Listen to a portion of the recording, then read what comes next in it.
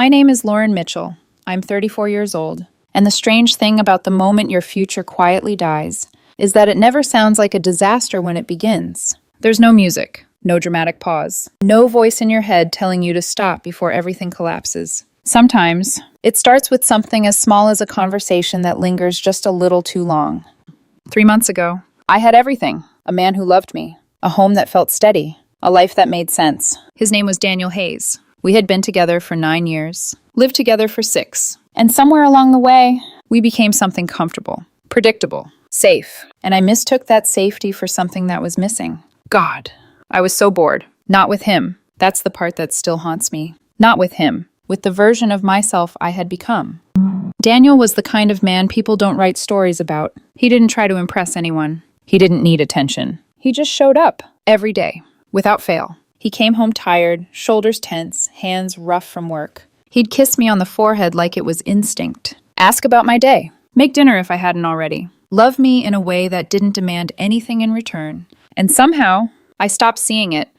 Then Ethan Cole joined the company. 27. Confident in that effortless way that doesn't feel rehearsed. The kind of man who looks at you like he's actually listening. Really listening. Everyone noticed him. I told myself I didn't. At first.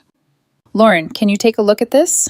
That's how it started. A spreadsheet. A simple question. But he stayed after I explained it. Asked more. Not because he needed help, but because he wanted to keep talking. I remember the way he leaned against my desk. Relaxed. Interested. Like I was someone worth paying attention to. I hadn't felt that in a long time.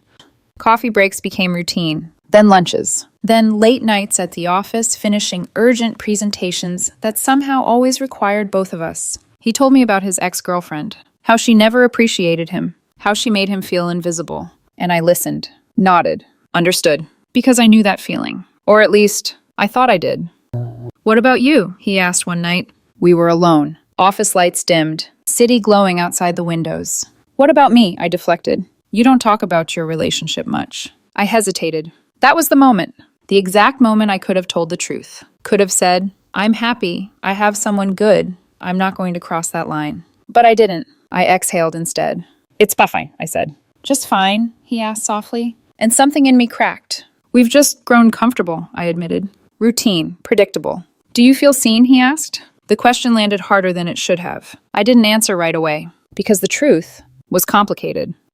You deserve someone who really sees you. His voice was quiet, careful. His hand brushed mine. And I didn't pull away. I should have. God, I should have. Instead, I let that moment stretch. Let it become something it never should have been. I think you see me, I whispered. The words felt dangerous even as I said them. Ethan didn't smile, didn't joke. He just looked at me like I mattered. Yeah, he said. I do. We kissed in the parking garage that night. And I wish I could tell you it felt wrong. That I pulled away. That guilt stopped me. But it didn't. It felt like electricity. Like something waking up inside me after years of being asleep. And that's the part I hate admitting the most. The affair didn't feel like destruction. Not at first. It felt like life. Like excitement. Like being wanted again. Hotels after work. Messages that never stopped. Stolen moments during lunch breaks. Everything my life with Daniel wasn't anymore. Or at least, that's what I told myself. At home, I played my role perfectly. How was work? Daniel would ask.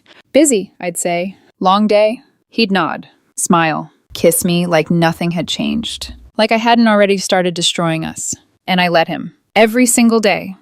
I told myself I still loved him. That this was temporary. That I just needed to feel something again. Classic lies. The kind people tell themselves when they don't want to face who they're becoming.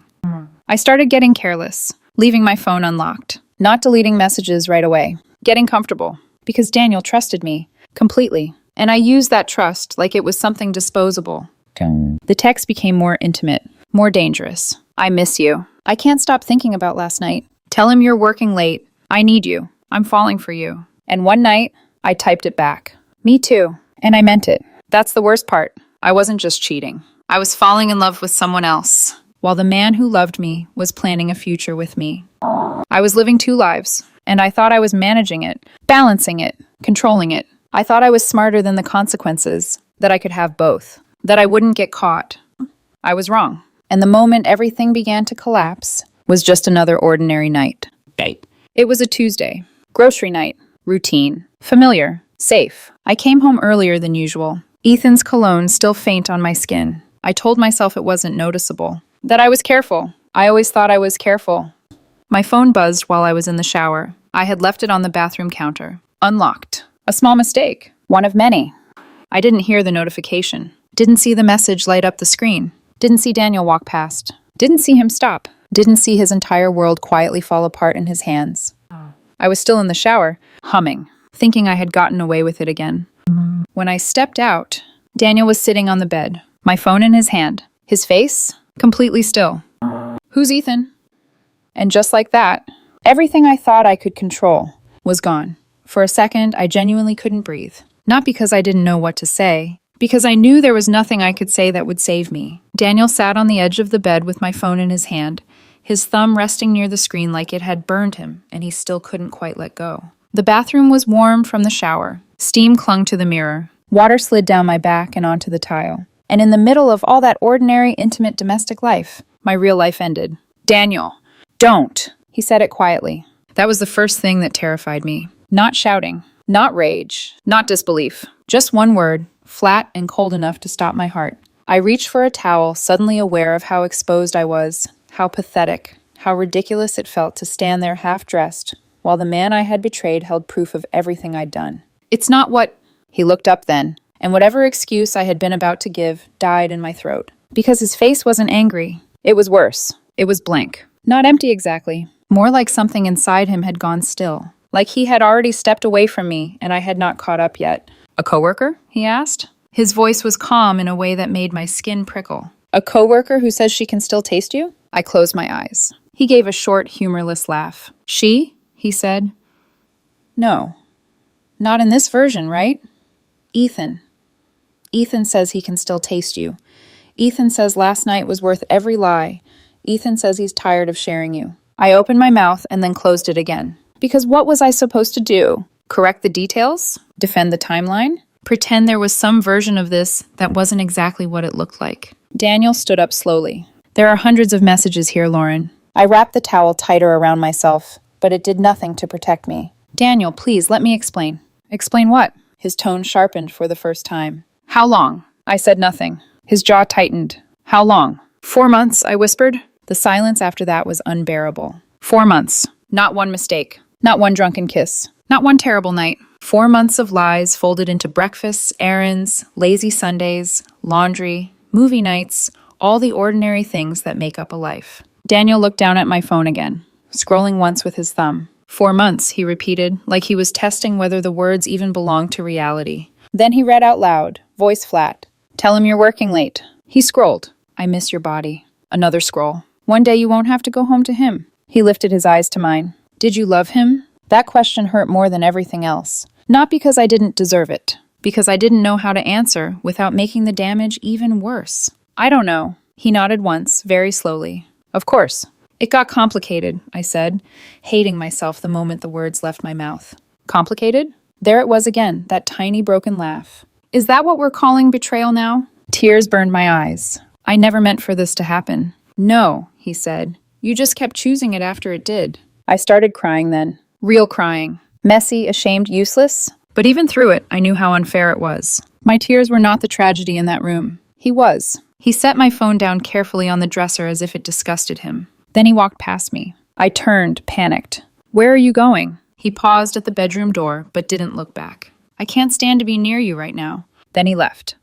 People think the worst part of being caught is the confrontation. It isn't. The worst part is what comes after, when the world doesn't explode. When it just keeps going. Only colder, quieter, crueler. For the next 3 days, Daniel barely spoke to me. He moved through the apartment with a distance that felt surgical. He still went to work, still made coffee, still answered emails, still fed the dog. But I was no longer part of his world. I became a shadow in the same rooms. A stranger he had once loved and could no longer bear to touch. The silence hollowed me out. I tried everything. Apologies, explanations, begging. I made a mistake. No response. I wasn't thinking. Nothing. "I love you." That one made him stop. Not turn around. Not speak. Just stop for half a second before continuing down the hall, as if even hearing the word from me had become unbearable. It was only then that I started to understand the shape of what I had done. Cheating is not one wound. It is 1,000 tiny cuts delivered in secret. And once the truth comes out, the betrayed person starts bleeding from places you cannot even see. On the fourth night, I came home from work and found Daniel sitting at the kitchen table with his laptop open. There was a neat stack of papers beside him. My stomach dropped so fast I had to grip the door frame. For one stupid, desperate second, I thought maybe this was the moment he was ready to talk. Ready to rage. Ready to ask questions. Ready to give me some narrow, impossible path back to him. Instead, he looked at me with that same devastating calm and said, "Sit down." I sat. The apartment was so quiet I could hear the refrigerator humming. "I spoke to an attorney," he said. I stared at him. My mind refused to process the sentence. "What?" "I spoke to an attorney this morning." "Daniel." I'm ending this. The words landed with an almost physical force. "No." My voice came out too fast, too small. "No, please, don't say that like it's already decided." "It is already decided." "Daniel, we can fix this." He looked at me then, really looked at me, and the grief in his eyes nearly destroyed me. "You don't get to talk to me about fixing things after setting them on fire." I started shaking. "It was a mistake. I know it was horrible. I know I hurt you, but 4 months doesn't erase 9 years. "No," he said quietly. "You did." I couldn't speak. He slid the papers toward me. Because we weren't married, there was no divorce. But there was still plenty to untangle. The apartment lease, joint savings, furniture we had bought together, the car in both our names, the life we had built piece by piece, now reduced to columns, signatures, percentages, legal language. "I want the accounts separated by the end of the week," he said. "I want my name off the lease by next month, or yours. One of us is leaving." The lawyer said the cleanest option is to liquidate what we can't fairly divide. Tears spilled down my face again. "You already planned all this?" He gave me a long look. "You planned this first, Lauren. I'm just handling the aftermath." I covered my mouth with my hand. "Please," I whispered, "please don't do this." His expression didn't change. "I'm not staying with someone who lies to my face, sleeps with another man, and comes home pretending we're still us." "I'll end it," I said quickly. "I already will, I swear. I'll call Ethan right now." And there it was. The smallest flicker of something in Daniel's face. Not hope. Not jealousy. Just disgust. That's supposed to matter? "No, I just mean, I don't care what you do with him." Each word was clean and sharp. "That is not my problem anymore." He stood, closed the laptop, and picked up the papers. "The attorney will send over the formal breakdown tomorrow." Then he walked past me toward the bedroom. "Daniel." He stopped. I thought maybe he would turn around. Maybe I would get one more crack in that wall. Instead, he said without looking at me, "I don't know who I've been living with, and I can't forgive that." Then he kept walking, and I sat alone at the kitchen table with the ruins of my life spread out in front of me. Panic makes you do humiliating things. I called Ethan before I could think better of it. He answered on the second ring. "Hey," he said, warm, easy, normal. That sound nearly undid me. He knows. A pause. Then, what? Daniel found the messages, everything. He knows all of it. The silence stretched. "Oh my God," Ethan said at last. "Lauren, are you okay?" No, I wasn't okay. My relationship was collapsing in real time. The man I loved, or had once promised myself I would protect, was pulling himself out of my life with terrifying precision. But what came out of my mouth was, "He's leaving me." Ethan exhaled, and I heard it in that breath before he said a single word. Not grief, not devastation, relief. "Maybe that's not the worst thing," he said carefully. I froze. "What?" "Lauren, maybe now we don't have to hide." I said nothing. He kept going, probably mistaking my silence for shock instead of horror. "Maybe this is the moment we stop pretending. We can actually be together now." Actually be together? I don't know what I expected. Maybe some noble declaration. Maybe guilt. Maybe fear. But hearing him turn the destruction of my life into an opportunity made something cold move through me. "My relationship just ended," I said. "I know, and I'm sorry, but..." "But what?" "But this has been heading somewhere for a while." My hand tightened around the phone. And suddenly, with brutal clarity, I saw him. Not the man who made me feel alive. Not the man who understood me. Just a man standing comfortably outside the fire while I burned. "I don't want this," I whispered. Silence. Then his voice changed. "Wow, that's not what I mean." "It sounds exactly like what you mean." "I'm falling apart right now." "And what am I supposed to do with that?" he asked, sharper now. "I waited for you. I listened to you cry about a man you were still going home to. I gave you everything, Lauren." I laughed once, broken and disbelieving. "Everything? You gave me hotel rooms and excuses." "Don't do that." "Do what?" "Make me the villain because your boyfriend finally found out who you are." That hit exactly where it was meant to. I pressed my eyes shut. "Ethan," but there was nothing left to say. No clean version. No romantic ending. No soft landing, just consequences. I think you should call me when you know what you actually want, he said. Then he hung up. I stood in the kitchen staring at my reflection in the black screen of the microwave. Hair still damp, eyes swollen, face blotched red. I looked like someone I would never trust.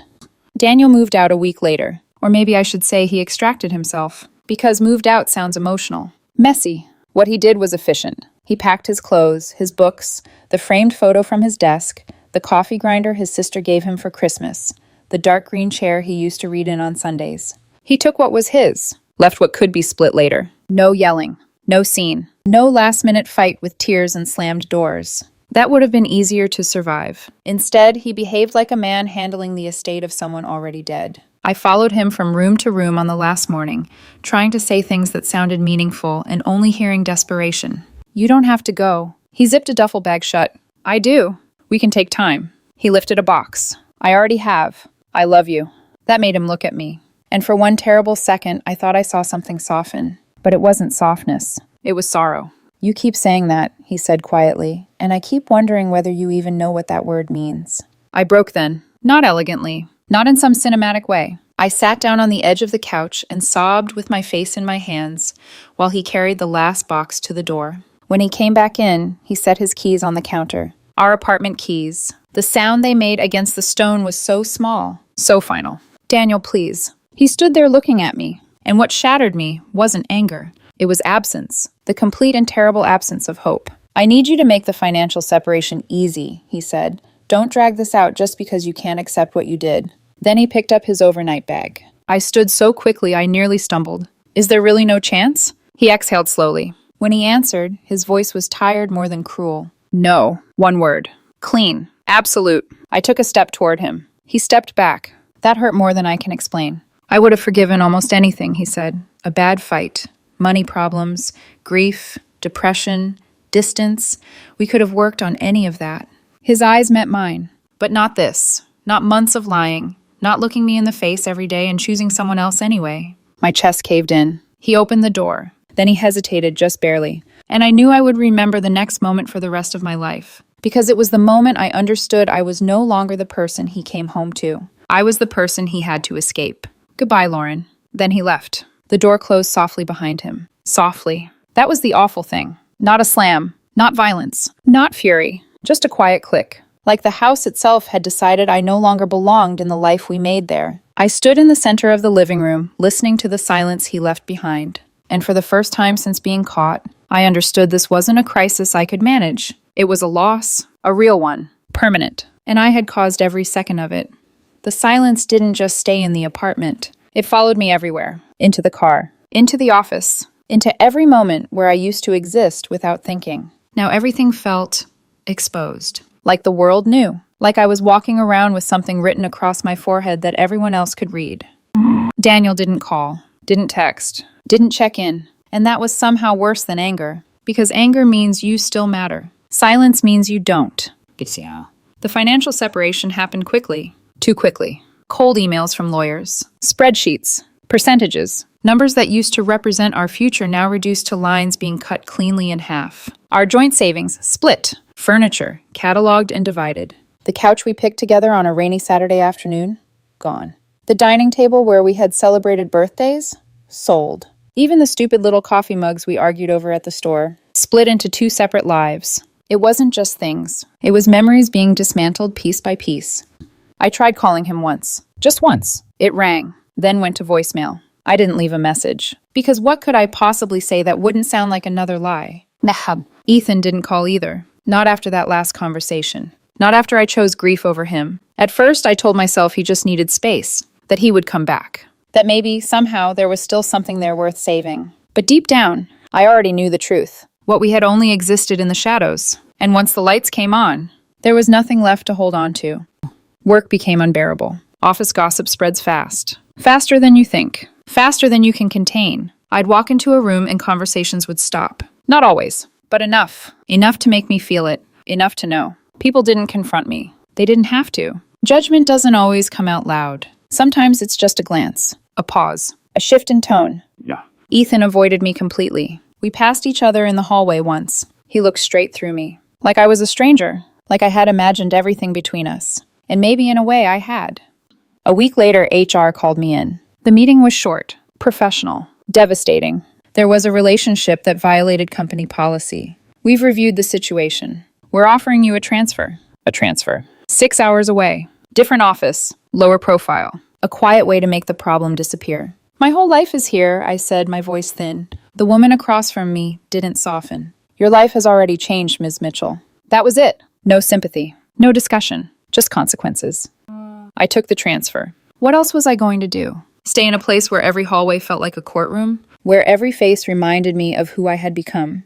And I moved to Baltimore a month later. A one-bedroom apartment that cost too much for what it was. Thin walls. Flickering lights. A neighbor who played music at 2 a.m. like sleep was optional. It wasn't home, but it was mine. Or at least, that's what I told myself when the loneliness got too loud. Month 1, I tried dating. Because that's what people say you should do, right? Move on. Start fresh. Pretend the past doesn't follow you into every new conversation. I downloaded apps. Swiped through faces that blurred together after a while. Met a few men. Coffee dates. Dinner once. Polite conversations that felt like interviews. Everything was fine. Until the question came. So, what happened with your last relationship? At first, I lied. We grew apart. It just didn't work out. But lies have a way of unraveling. Especially when your past is just a few clicks away. Social media. Mutual connections. Pieces that don't quite add up. And then the follow-up questions. The doubt. The slow withdrawal. Second dates that never happened. So I tried honesty. I cheated. The word felt heavy every time. I had an affair with a coworker. He found out. He left. Most men appreciated the honesty. They said things like, that must have been complicated, or everyone makes mistakes. But they never called again. There was one exception. His name was Michael. He was kind. A nurse. Patient in a way that made me uncomfortable because I didn't think I deserved it. We dated for 6 weeks. 6 quiet, careful weeks. No drama. No intensity. Just normal. One night, sitting across from me in a small restaurant, he asked, have you figured out why you did it? I froze. I told you I was unhappy. He shook his head gently. That's not the same thing. I looked down at my plate. I don't know. He studied me for a moment. Do you still think about him? Which one? I asked before I could stop myself. He didn't smile. Your ex. I swallowed. Sometimes. That's not what I asked. I closed my eyes briefly. Every day. The honesty sat between us like something fragile and dangerous. And if he called you right now? Michael asked quietly. If he said he wanted to try again? I didn't answer. Because I didn't need to. He nodded slowly. I think you need to figure that out before you try to be with someone else. That was the end of it. No anger. No accusations. Just quiet understanding. And another door closing. By month 3, I stopped trying. Stopped dating. Stopped pretending I was ready for anything new. Because I wasn't. I was still living in the wreckage of something I had destroyed. That was also the month I saw Ethan again. Not in person. Online. He got engaged. I found out the same way everyone else does these days. A photo, a caption, a ring, a woman I had never seen before, smiling like she had no idea who he had been just months ago. I said yes to the love of my life. Hundreds of likes, comments, celebrations. I stared at that photo for a long time. Not because I wanted him back, but because of how easy it had been for him. 6 months. That's all it took. 6 months to walk away from something that had cost me everything. 6 months to start over like none of it mattered. And that's when it hit me. Month 6, work became mechanical. Show up. Do what I'm told. Don't draw attention. Don't make mistakes. Don't give anyone another reason to look at me differently. My new boss was younger than me. Sharp. Detached. He didn't say much, but the message was clear. You're here to rebuild your reputation. Translation. Don't mess up again. I ate lunch alone. Sat in my car most days. Scrolled through my phone without really seeing anything. Avoided conversations that went deeper than surface level. Because anything deeper meant risk. And I had already proven what I could do with trust.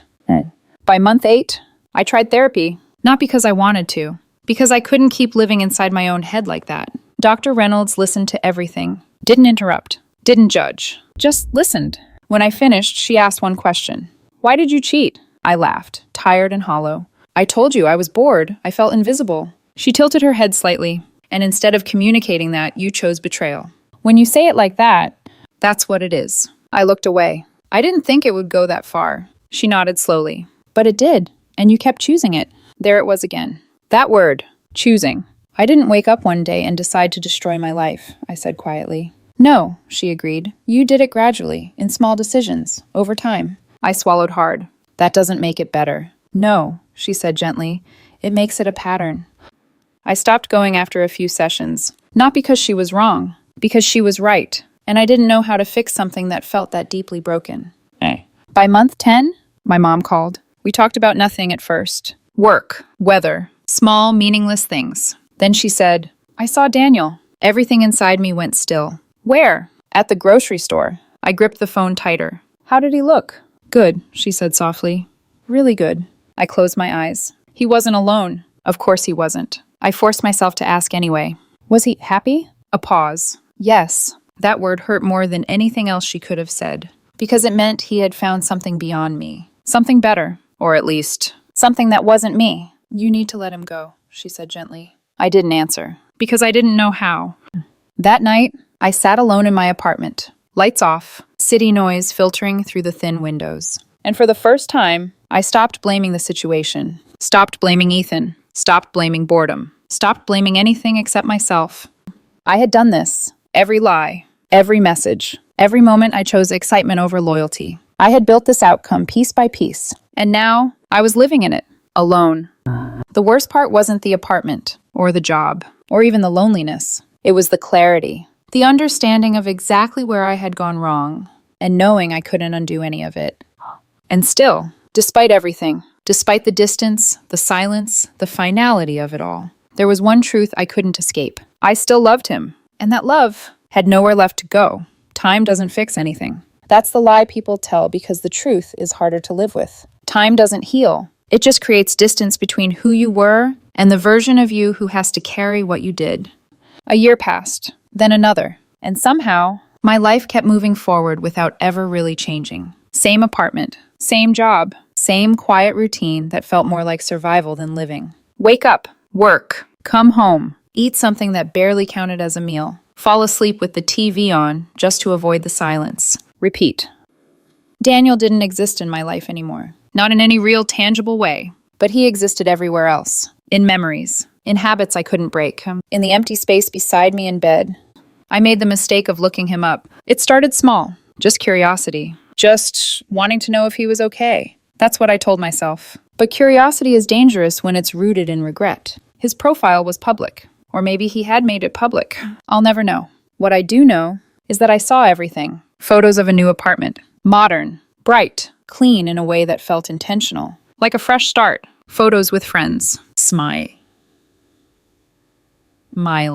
laughing, living. And then, photos with her. And her name was Claire. She was beautiful in a way that didn't feel forced. Natural. Easy. The kind of woman who looked like she belonged exactly where she was. Next to him. Some kids. There was one photo I couldn't stop looking at. They were at a restaurant. Candlelight. Soft shadows. Daniel was leaning slightly toward her, saying something I couldn't hear. And Claire was laughing. Head tilted back. Eyes closed. Completely unguarded. Completely happy. I stared at that photo longer than I should have. Because I realized something in that moment that broke me all over again. I had never made him look like that. Not once. Not even at the beginning. That's when it finally settled in. I hadn't just lost him. I had lost the version of him that could have been happiest with me. A few months later, my mom called again. I already knew before she said it. Daniel's engaged. The words felt distant, like they belonged to someone else's life. Her name is Claire, she added gently. I know, I said. Silence. Are you okay? I almost laughed. Yeah, I said. I'm happy for him. That part wasn't entirely a lie. He deserved happiness. He deserved something clean. Something honest. Something I had proven I couldn't give him. The wedding was the following summer. Italy. Of course it was. Somewhere beautiful. Somewhere far away from everything I had ruined. I didn't see it in person. I saw it the same way I saw everything now. Through a screen. Photos. Perfect lighting. Perfect smiles. Claire in a white dress that looked like it had been made for her. Daniel beside her, steady and sure. Happy. Truly happy.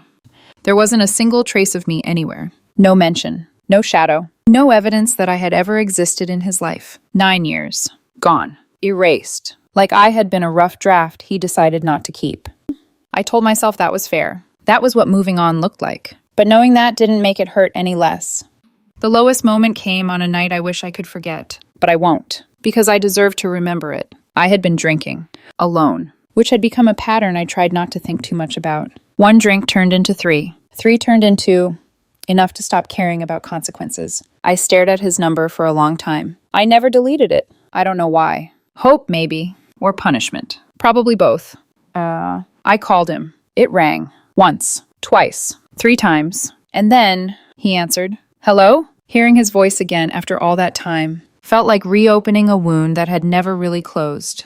Daniel. Silence. Then a shift. Recognition. And something colder. What do you want, Lauren? I swallowed hard. I wanted to hear your voice. There was a pause. Long enough for shame to fully settle in. I'm fine, he said. That's not why I called. Then why did you call? Because I missed you. Because I never stopped loving you. Because I destroyed the best thing that ever happened to me, and I don't know how to live with it. But none of that sounded like something I had the right to say. I don't know, I admitted. Another silence. Then, don't call me again. Panic surged. Wait, please, no. His voice was firm now. Certain. We're done. We've been done. My chest tightened. I know, I wanted to ask. What? I closed my eyes. Do you ever think about me? The silence that followed felt endless. And then, no. The word hit harder than anything else he could have said. You're not part of my life anymore. I felt something inside me collapse. I still love you, I whispered. A small, bitter exhale on the other end. No, you don't, he said. You love the idea of me. The version of me that made your life stable, easy. You didn't love me enough to be loyal. That's the only part that matters. Tears slid down my face. I made a mistake. You made choices, he corrected. Hundreds of them, every day for months. I had no defense left. No argument. No excuse. Is there any chance? I started. No. Immediate. Unwavering. I'm married, Lauren. I'm happy. I'm with someone who respects me. Each word landed exactly where it was meant to. You need to move on. I can't. That's not my problem. And just like that, it was over. Again. Final in a way it hadn't been before. Because this time, there was no version of the future where I could pretend things might change. I'm 35 now. 18 months since everything fell apart. Still in Baltimore. Still in the same apartment. Still working the same job. Still alone. I don't date anymore. Not because I can't. Because I don't trust myself. Because I know what I'm capable of when I start looking for something outside of what I already have. Because I haven't figured out how to be someone who doesn't destroy the good things in her life. People say you learn from your mistakes. That you grow. That you become better. Maybe that's true for some people. But for me, it feels like I just became more aware of the damage I'm capable of. The worst part isn't losing him, or the life we built, or even the loneliness that follows me everywhere. It's the certainty, the absolute undeniable understanding that I did this. No one forced me. No one pushed me. I chose it. Every message, every lie, every moment I looked at the man who loved me and decided he wasn't enough. If I could go back, if I could stand in that office in that moment when Ethan first looked at me like I mattered, I would walk away. I would go home. I would tell Daniel the truth about the boredom, the restlessness, the parts of me that felt like they were disappearing. Maybe we could have fixed it. Maybe we couldn't. But at least I wouldn't have destroyed it like this. But that's the thing about choices. You don't get to undo them. You don't get to rewind. You don't get a second version where you did it right. You just live with what you did, every day. This is my life now. Not dramatic, not explosive, just quiet consequences that never really leave. I wake up. I go to work. I come home. I sit in a space that still doesn't feel like mine. And I think about the life I had, the man I lost, the version of myself I can't get back. This is my confession. I cheated. I lied. I broke something that was real and good and didn't deserve any of it. And I lost everything because of it. If you're standing at the edge of a decision like that, thinking it's just one moment, just one choice, just something small, it's not. It's never small. It's the beginning of everything that comes after. Some doors don't reopen, no matter how much you regret closing them, no matter how deeply you wish you had chosen differently. I closed mine, the moment I decided excitement mattered more than loyalty. And now, I live with that.